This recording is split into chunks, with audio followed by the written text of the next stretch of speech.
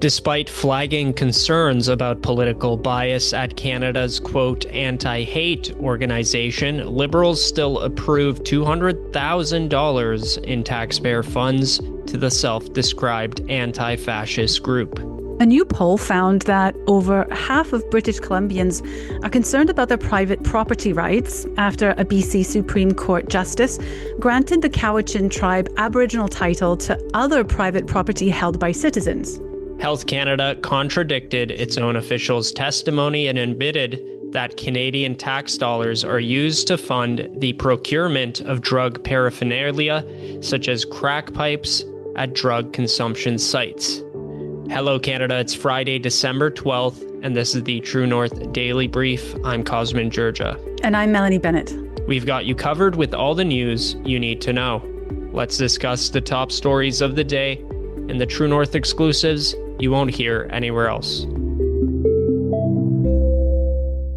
Public Safety Minister Gary Anandasanjari's department privately flagged concerns about political bias at the Canadian Anti-Hate Network, only to approve a fresh $200,000 in taxpayer funding for the controversial organization anyway, internal government records reveal. Internal correspondences obtained by Blacklock's reporter, which first reported the story, reveals departmental staff questioned whether past concerns about the Canadian Anti-Hate Network's impartiality had been addressed before federal funding was renewed. An internal memo released through Access to Information stated, quote, "In the past, the Canadian Anti-Hate Network has been accused of creating products that were not free from bias. Was this taken into consideration when providing funding?" The memo also noted that Minister Marcy Yen's office declined to offer any public comment.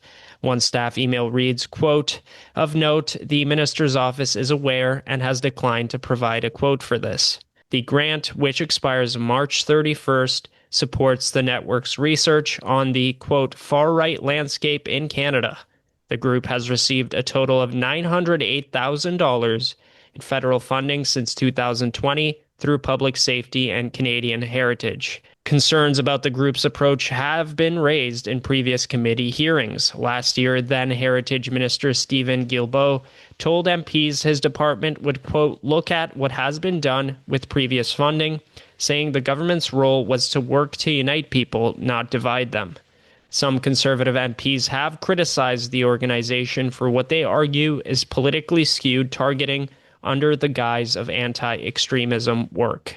You know, Melanie, I do recall that testimony, and I remember watching videos of it.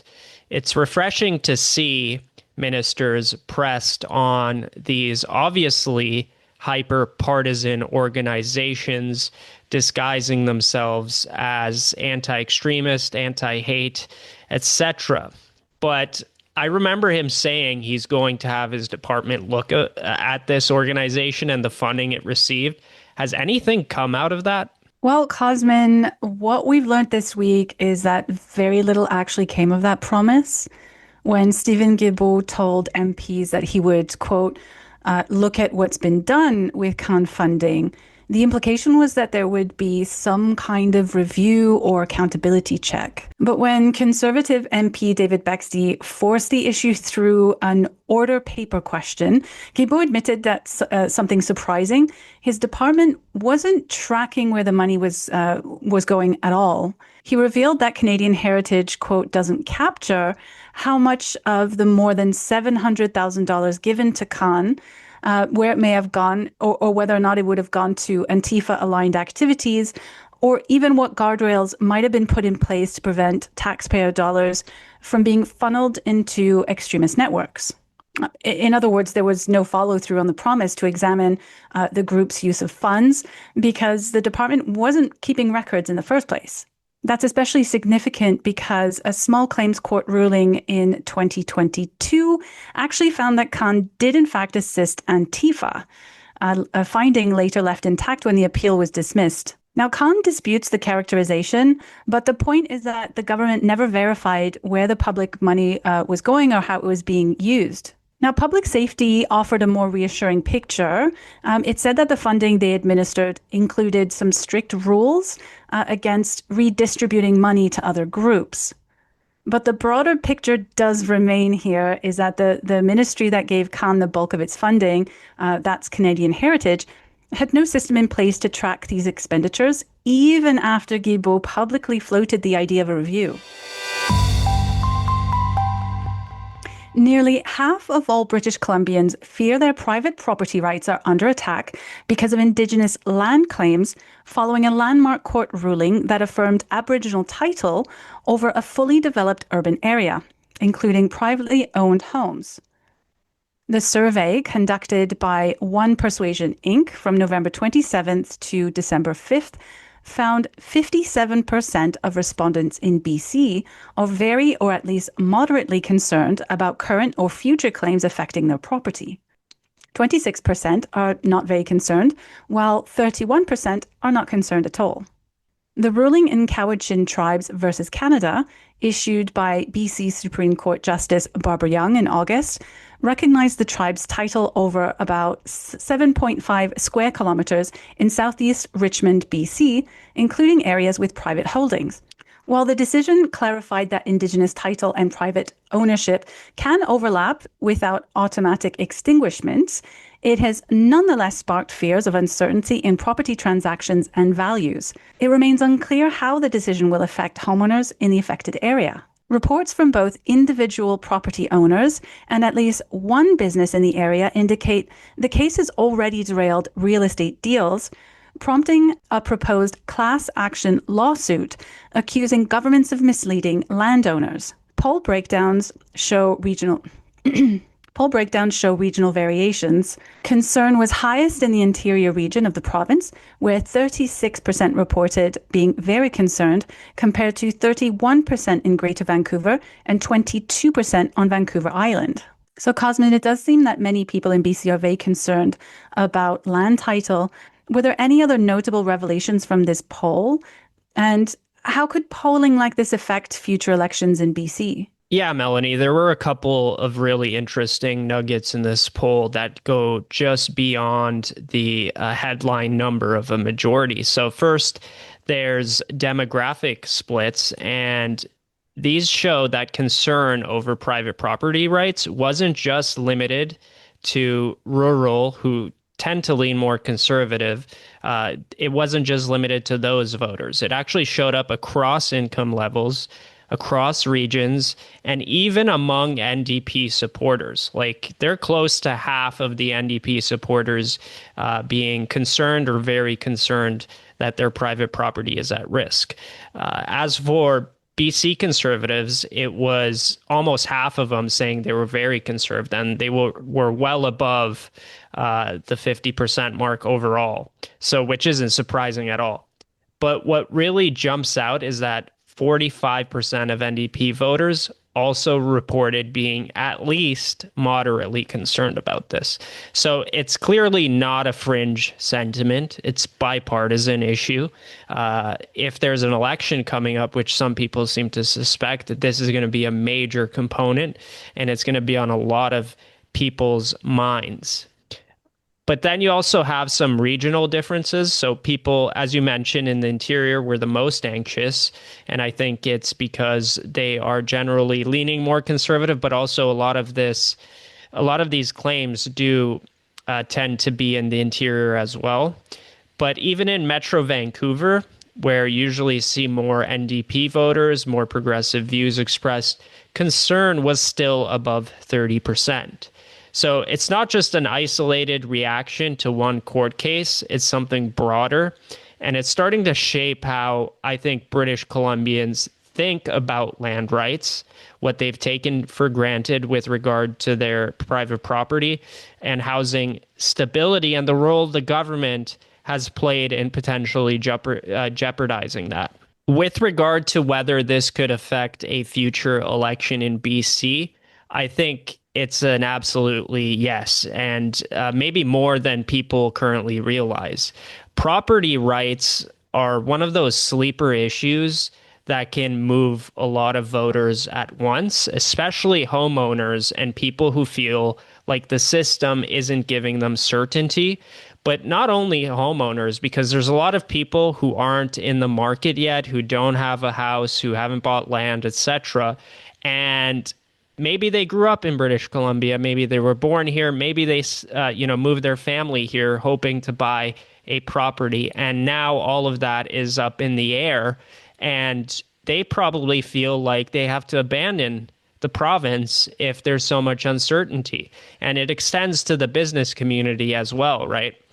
Not only real estate, which is a huge issue, but it affects banking, it affects businesses, leases, etc.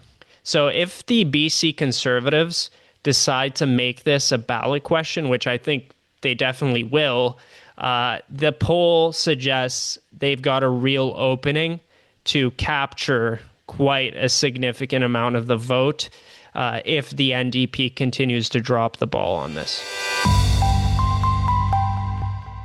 Health Canada finally admitted that, yes, Canadian tax dollars are being used to fund drug paraphernalia like crack pipes, directly contradicting testimony given to a health committee just weeks earlier.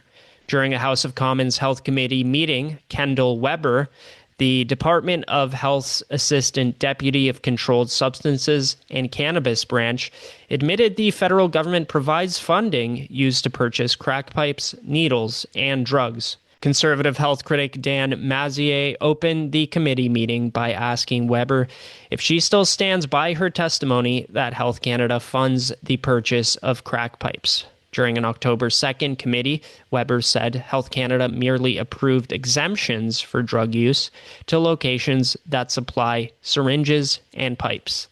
Weber said she, quote, really appreciated the opportunity to clarify how the federal funds are used. On October 2nd, you testified at this committee that no funding from Health Canada was being used to purchase crack pipes. Do you still stand by this answer today? Chair, is that good? You can hear me? Great. I really appreciate the opportunity to clarify the funding that goes from Health Canada to harm reduction projects. So while Health Canada does not directly purchase harm reduction supplies, Health Canada does provide funding to community organizations that do invest in prevention, harm reduction, and treatment projects. And that funding can be used for harm reduction supplies to minimize the transmission. Ms. Weber, it was a pretty direct question. I said, does Health Canada, is any of the funding from Health Canada being used to purchase crack pipes? It was just a yes or no answer. I appreciate the question. Yes, we do provide funding to community organizations for harm reduction tools, including pipes. Yes. When Mazier asked if Health Canada funding has been used to purchase illicit drugs, Weber noted that for, quote, a period of time, Health Canada provided funding to 3 drug use sites for, quote, prescribed alternatives to drugs, but that, in general, drugs were funded by provincial or territorial governments. Weber also noted that Health Canada doesn't require a licensed doctor or nurse practitioner to be present at drug use sites. She said practitioners may be on site, quote, at different times and different shifts, but she would have to get back to the Conservatives with a written answer to answer with certainty. This nonsense about safe supply has really ruled the prevailing view from the Liberal government for the past few years, almost a decade, I would say. What are some of the arguments that critics are making and have been making about these drug consumption sites? Well, it looks like health critics of these drug consumption sites, like Dan Mazier, point to a few major issues here, Cosmin, and you hear them clearly in this committee exchange. So the first concern is honesty, obviously. And for weeks, Health Canada insisted that it wasn't funding crack pipes at all. And then suddenly admitted that the money does in fact go to these organizations that purchase the crack pipes, syringes, etc., even tinfoil for smoking fentanyl and meth. They say that if the federal government isn't transparent about something as basic as where the funding goes, then there's not really much trust left in the program. Another argument you hear a lot is that taxpayers are being forced to fund tools that actively enable addiction. And so for many Canadians, buying drug paraphernalia isn't harm reduction. It's really the government subsidizing the very behavior that people are trying to escape. And when Health Canada acknowledges that it doesn't require either a doctor or a nurse practitioner to be present at these sites, critics are arguing that the medical side of the system has completely fallen away. So you end up with a drug use facility, essentially, not really a pathway to recovery. There's also a frustration that funding is heavily weighted towards harm reduction tools, but far less towards the actual treatment. Conservative MP Burton Bailey pushed that very point, that millions are going into pipes and supplies, while far fewer dollars go towards recovery programs that could help these people get off the substances, and for certain individuals on the street with substance abuse problems, possibly get off the street as well. And finally, once taxpayer dollars go into supplying paraphernalia, the government loses the moral authority, really, if you think about it, to talk about prevention. It turns into a system where Ottawa is effectively normalizing addiction instead of helping people out of it. Now, for a lot of Canadians, that really is the core objection here. They don't really want their money purchasing the hardware for drug use, while overdoses continue to rise and treatment access remains scarce. That's it for today, folks. Thanks for tuning in. You can stay on top of new episodes every weekday by subscribing to the Daily Brief on iTunes and Spotify. Also, while you're at it, make sure to hit us with a 5-star rating and please leave a review.